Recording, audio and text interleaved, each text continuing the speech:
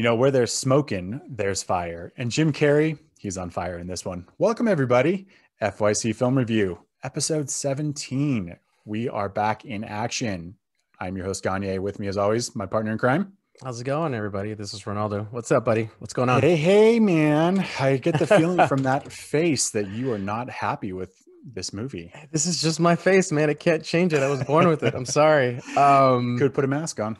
I could. There you go. There's a good segue. So we chose the 1994 Jim Carrey's The Mask, and I'm just going to throw a quick fun fact already out there because why not? Fun facts are fun. Yeah. 1994 was Jim Carrey's year. Not only did this come out, but he also had Ace Ventura, Pet Detective, and my all-time favorite, Dumb and Dumber. So 1994 was a pretty damn good year for Mr. Jim Carrey. Yeah, I feel like that was his, like, right as he was like leaving In Living Color and just became the biggest box office star ever at that point in time. So yeah, and I feel like that's a pretty good run. You know, if you look back at movies, like they're cheesy, they're whatever, and we can get into it on this one, but Ace Ventura, then Dumb and Dumber. I mean, dude got paid. He's one of the highest paid actors at the time. I think he got like $7 million for Dumb and Dumber, and it's bank. Do you remember seeing this movie in the theater? Yes, you did. I do. Yeah, I do. Too. Yeah. I think after Ace Ventura, you know, and I was already an In Living Color fan, so I liked Jim Carrey. I liked what he did. And so seeing Ace Ventura, you're like, of course I'm going to see this. Right. This is based off of a Dark Horse comic that is nothing like this movie. They took a comedic route. That comic is dark. It's all about people, bad people getting this mask and doing really violent things. And so obviously they decided to go in a better, different, whatever you want to call it, direction to be, I think, a little more successful and have a more critical hit. So it could have been like a Deadpool type of movie. Yeah, very much so. Yeah, that's actually a great reference. Yeah, that's pretty good. Yeah, I think I would have actually rather seen that Deadpool version of the movie versus this movie. Okay, and we'll get into it in a little bit. But we get introduced into this movie to a very young Cameron Diaz. And it's funny you said, we get introduced to, because they use that actually in the opening credits, and you don't see that very much anymore, introducing Cameron Diaz. Yeah. I had to look up. I was like, how old was she? She was 20 years old when they shot this movie. Yeah. It reminded me a lot of Roger Rabbit and Jessica Rabbit. Especially the singing part in the lounge and all that. So it was very Roger Rabbit-esque, like in the sense that you got, Jessica Rabbit and you got Jim Carrey as Roger Rabbit. So you're batting 1,000 right now on the Am I? That's great. That's two. I mean, that's a good call too. And I actually didn't think about that last night. So okay, because I was just so into it, because I still love this movie. Yeah, Look, before you get into the negatives, you got to respect the fact that this was popular enough to spawn 2 seasons or 3 seasons of a cartoon. Yes. Is that a fun fact? Sure. It's a fun fact. Sure. I guess people wouldn't necessarily know. I don't know that I've seen the entire cartoon, but it also spawned, I guess you could call it a sequel that was DOA. It was really bad. Son of the Mask. It wasn't really a sequel. Spin-off. Whatever you want to call it. Did you watch it? No. God, no. No? I saw it. Jamie Kennedy. I saw it. It was really bad. Yeah, it was really bad. That's what I thought. And yeah. It looked bad, and it just was more like it took that lighthearted and went even more lighthearted into, a even more childish or family oriented direction. I'm going to throw another fun fact because it came right away. Getting him out. I'm just going to get him out of the way. Yeah. I think this is the last one that I have. The moment where Stanley, I was going to say Goodspeed, Ipkiss. That's a rock reference, everybody. He goes and gets his car at the garage. That building was actually the Ghostbuster building that was used in the movie as your headquarters. Excellent job. Job. Give the man a round of applause. I also had that as a fun fact, so I'm glad you touched on it. Boom. Yeah. I thought the exterior, obviously the exterior interior was different shots, but I was like, this looks so familiar, and I had to go look it up. Yeah. Very good fun fact. I watch Ghostbusters, but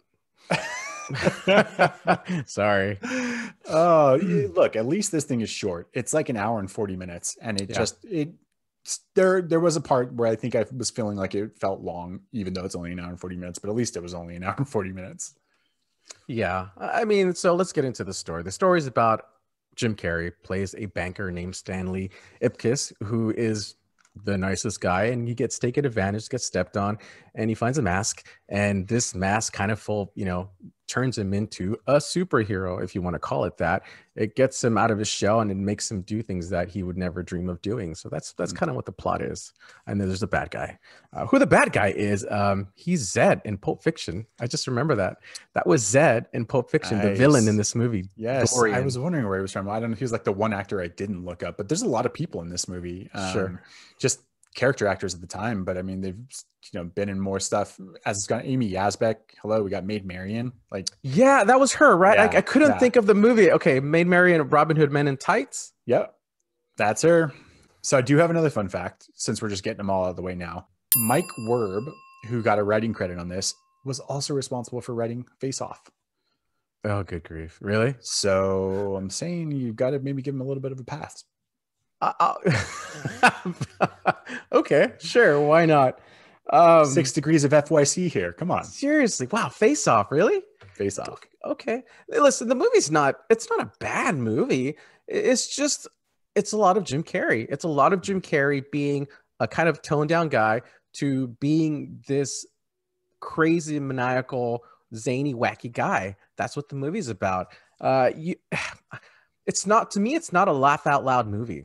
It's not. It's not an Ace Ventura. It's not a Liar Liar. It's not a Dumb and Dumber. It's Jim Carrey taking it up a whole nother level, doing what he does. He does it really well. Mm-hmm. It's just at times it was a little too much for me. That's Jim Carrey, though. I feel like all the time. He's a character actor like that. He's very animated. And that's the point of this character. So I see that, and I guess I sense that at some point. I would argue, though, that there are some laugh out loud moments. I mean, stuff that I think when I was younger kind of went over my head, things I just didn't know about. Some of the funniest moments to me in the movie was when Jim Carrey was being himself rather than the mask. Yeah. So funny to the point where I was actually laughing. One of the funniest scenes I thought was when he was trying to put on the mask for the doctor, the psychiatrist. I forget what his name. He was in Ferris Bueller. Oh, Ben Stein. Ben Stein. Yeah. And he goes, I'm going to show you what this mask does. And he puts it on and nothing happens. And it's so funny because he's trying really hard and nothing happens. It's a really funny moment. I thought that was probably the funniest moment. That scene's actually fantastic. Like, I was like, Ben Stein, so excited. Like, I noticed him in the beginning when they like kind of reference him in a newscast or something, and then he shows up again. I'm really glad they did, because that scene actually is one of the best scenes in the movie, where it's a lot of Jim Carrey animated, but it's him, and the mask personality, like, he goes really far over the top. There were things that I just I really enjoyed, like the French character of the mask. Like, he actually uses the word shit. Merde is shit in French. Like, you don't know that. Like, some of that I really, really like. I like his impersonations, when he pretends to be shot and he's a cowboy and he's just like going over to the guy's arms. I don't know why it's so silly still, but it plays for me, and I think I still really enjoy that, even if it goes a little too far sometimes. Were there a lot of bad lines for you in this? There were. So okay, so I'm going to go with this, and shout out to my beautiful wife, who decided that this was, her worst line. And I was like, yeah, that was pretty bad. When that henchman gets gunned down and he's talking about the mask being the person who broke in, like, Dorian gives him a cigarette and says, "Here, suck on this, kid." And like, but before he could like hit his mouth, he like dies out and the cigarette just falls out. And it was just a very weird interaction. Here you go, buddy. Suck on it. So the "here, suck on this, kid" and handing a cigarette to him was my worst. Really? Yeah. Okay. I didn't like it. Okay. So I know we've talked about this, and I get it. I have a bad line, but I also have a bad delivery. And I feel like that bad delivery is the same thing. And I just want to call it out. I was watching it with my wife as well. And Lieutenant Calloway, so overdone. Yeah. Lieutenant Calloway, he had a partner named Doyle. And every time Doyle did something stupid, Calloway would call out his name and he would go, "Doyle, Doyle." That's gotta hurt. Get him! Dial! It was so annoying. Okay. So I don't know if that is that a bad line or a bad delivery? I'll count it. You count it? Because it's so many times in the movie. And you're 100% right. And that guy, another character actor who I love, and I wish I remembered his name, but he just, yeah, the delivery is like, it reminded me a lot of Sergeant, the bad cop in Police Academy when he's yelling at Proctor. Like they're just like back and forth where like I get it. There's got to be, you know, the bumbling cops, but yeah, that was pretty annoying. So Yeah. I'll give that one to you. I almost suggested that as one of our ratings was Doyle's because it's said so many times in the movie. Oh, maybe we should do that. So if people won't get it, they'll be like, "What are they reading here? The mask." Doyle's. I'll give it to you. That is bad. Sounds good. Okay. I'm starting to notice now when we rewatch films, I'm picking up on stuff like even extras in movies that have lines like off camera, but you hear what they're saying, which you didn't catch before, and then you're like, "Why would they say that? And why didn't anyone edit that out?" It's just, Sure. I heard an interaction like in the club scene at the end, and this woman yells out something like to the thug, she's like, "Don't you have respect for law and order? What kind of thug are you?" And I'm like, isn't that question answering itself? You're a thug. He doesn't have respect for them. Why would that yet? Who yet let her have a line? Like, I don't know. Cut that.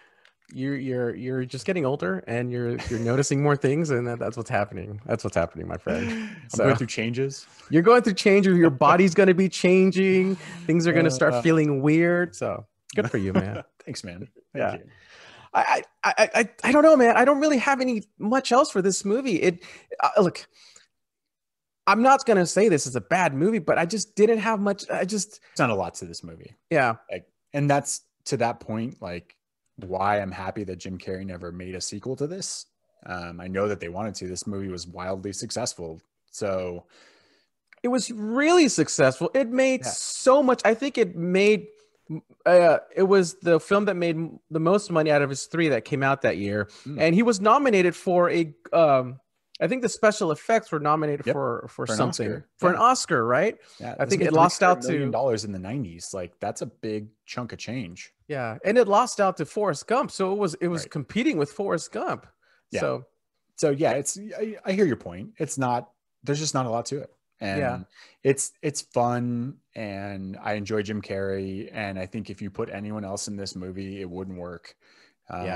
They actually, I heard, were able to save a lot on special effects because Jim Carrey was so animated with his movements and stuff that there were things that they just didn't have to do. The teeth, like they were only supposed to be in for shots where he's just smiling. He kept him in and talked with them because he's just Jim Carrey and he's talented. You're right, though. I don't know who else could fill this role. It's just Jim Carrey all the way. So I maybe Robin Williams. I don't know. Yeah. That, you know.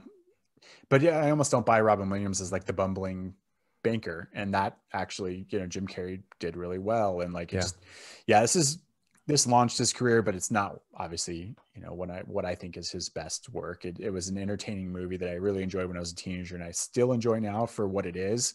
But there's things you just start picking up, like the mask, like itself doesn't obey the laws of physics. You know, he throws it out the window and it just comes back inside the window. At one point, like, it kicks out of the hand of someone who's holding it by a bullet and like goes over the bar, and I'm like, how did that fling that? Like, maybe it shot his hand and he threw it. I was like, this doesn't. And just speaking about the mask, we never understood why it didn't work for him when he was talking with Ben Stein. It just didn't work. They're missing that, right? Yeah. So I put it together that it doesn't work during the daytime. So that was my assumption, is like, he's the god of mischief. Mischief happens at night. Loki. Yes. Loki was who the mask was possession of, I guess. But so that was the impression I got, because Dorian at one point is during the day is not wearing it either. And so like the next day after he gets that mask. And so that, again, I'm writing it for them, but in my head, that's what I did. But you definitely can't just figure that on your own. You're like, why isn't it working? Right. And then when Dorian put the mask on, that wasn't really the actor. It was a different actor, right? It seemed like idea. It was huge. He was ripped. I don't think that was him. I'm not sure. It was cartoonish, where you're like, wait a second, like, how come Jim Carrey didn't get like bigger and bulky, like he literally just looks like him with the mask on. Dorian turns into this like steroid angry monster. Genetic freak Bane. How come like, he got type. clouds when he put the mask on? Jim Carrey didn't. Like it was I don't know. there were little subtleties that I hear what you're saying. I remember watching this in the theater, and I remember when the dog Milo found the mask, and the mask went over Milo, and I remember the theater kind of erupting like, oh yeah, that's so cool. I guess it's cool. I mean, I don't know. Yeah, I don't remember that reaction, but I do remember anticipating it, remembering all of a sudden that it was coming up, and then when it happened, I was like, yeah. I in my head, I remembered it being a lot more fun, with the dog getting the mask, but not this time. Yeah, maybe we're just getting older. Getting older. Yeah, maybe. And I also, again, this I think is played towards a younger audience. I don't think it's really supposed to be, some grown-up adult. Like, look, it doesn't make sense. Like, why did nobody question why he's got a green face? Like, he just goes around town. I know, that's what we were thinking. Everyone's just like, yeah, look at that cool guy. Yeah. Like we were like, how come nobody's questioning that he has a green face? Yeah. Right. So, obviously it's, it's, you got to suspend belief and kind of remember it's kind of, I think, more of a family film. Is it a family film though? No. We didn't think it was a family film either. I don't think it was a family film. Yeah. I don't know. I don't know then. I guess it's, it's a comedic PG-13 Jim Carrey vehicle. Yeah, but a lot of those. Yeah, I don't really have anything else, my friend. I don't either. Yeah, and don't beat a dead horse. If you haven't seen it, watch it. It's entertaining. It's short. There's not a lot to it. I think Cameron Diaz is good in it. I liked what she was given and what she did, so it made me excited to see her in more stuff afterwards. Obviously. Yeah. I mean, she was kind of there to that supporting role, Yeah. She didn't have a whole lot of lines. I thought she was just kind of there. Yeah. I guess point being for the first time movie, to be the leading lady. Absolutely. She did pretty good. Yeah. Yeah.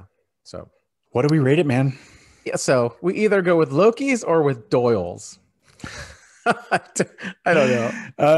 Let's go with Loki's. Never mind. Yeah. So we're gonna rate this puppy. The mask belonged to the god of mischief. That is Loki, and we're gonna go with how many Lokis, because saying the word mask in plural is really hard.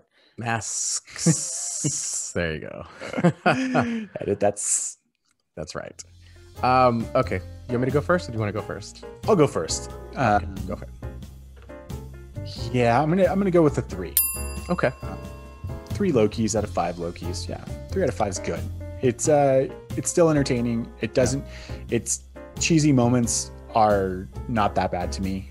It's short enough that I can watch it. I think finding the clips that I really love and laughing about those more and more.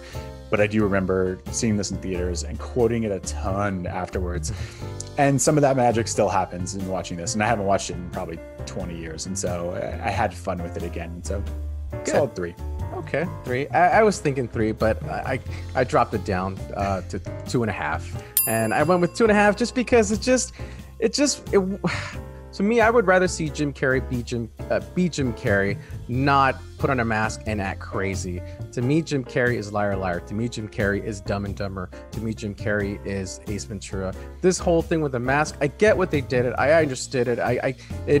It really reminded me of Fire Marshal Bill. People remember in Living Color. It reminded me of Fire Marshal Bill. Yeah. And he took that character. But, that's not saying Jim Carrey is not a good actor. He's great. He's a comedic legend. He will go down as one of the best comedic actors of our time. Mm-hmm. Just for this movie, it was okay. I remember watching it. Even when I remember watching, I thought it was okay. It wasn't my favorite. So 2.5. I would recommend it if you have time. The special effects are pretty good. Yeah. I thought. And Oscar nominated. So it was okay. Just for me, it was okay. 2.5 Fair. Lokis. There. Good rating. I'd say we could probably write a script for a 5 out of 5 mask if we got Jim Carrey to come back and we did it as that dark take like the comics. I would. How many people would watch that? A more grown-up version, more aligned with the comic, still get your Jim Carrey back. Stanley Ipkiss just, down in his luck right after the economic downturn and finds the mask again. Yeah. And he's wearing his mask, so it's good. Good for him. Good for you. Wear your mask. It works in so many levels. We're doing this. We're writing it. Don't steal our ideas. 12 fans. I love it. 25. Oh, 25. I apologize. Changing ourselves. Yeah. That's it, folks. I don't have a teaser for next week, but stay tuned for what we're going to do. Oh, we do have a teaser. Yeah, we do. How dare you? We're going to do a real live movie, like live in the sense that this version is coming out fresh and clean. And I love Superman.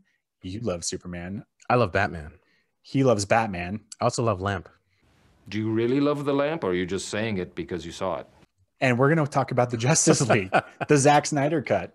We're going to endure all 4 hours, and we're going to talk about it live, not live, but soon.